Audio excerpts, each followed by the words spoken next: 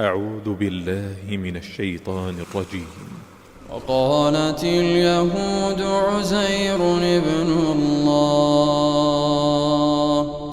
وقالت النصارى المسيح ابن الله، ذلك قولهم بأفواههم يضاهئون قول الذين كفروا من قبل قاتلهم الله أنى يؤفكون.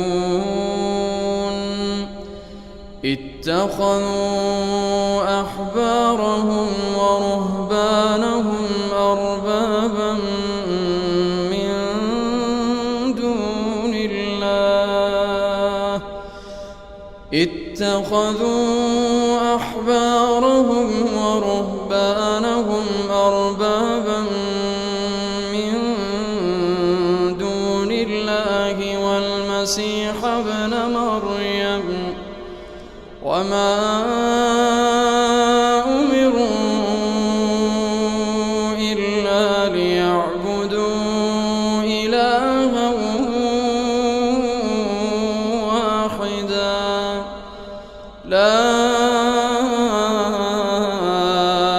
إله إلا هو سبحانه عما يشركون. يريدون أن يطفئوا نور الله بأفواههم ويأبى الله إلا أن يتم نوره ولو كره الكافرون.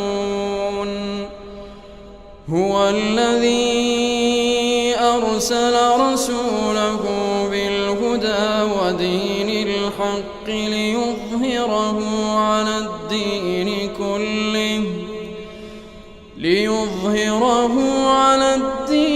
كله ولو كره المشركون.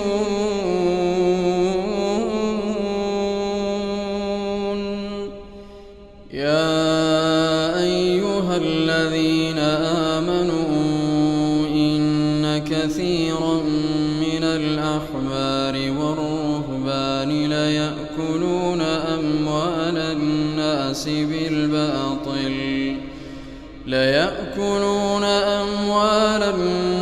بالباطل ويصدون عن سبيل الله. والذين يكنزون الذهب والفضة ولا ينفقونها في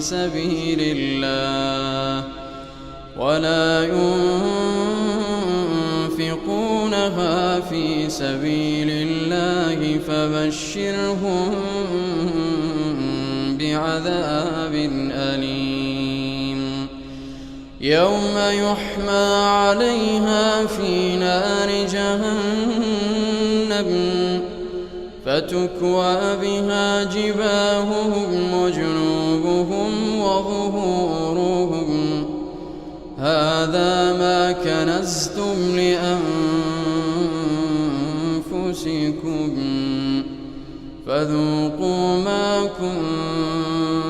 كنتم تكنزون.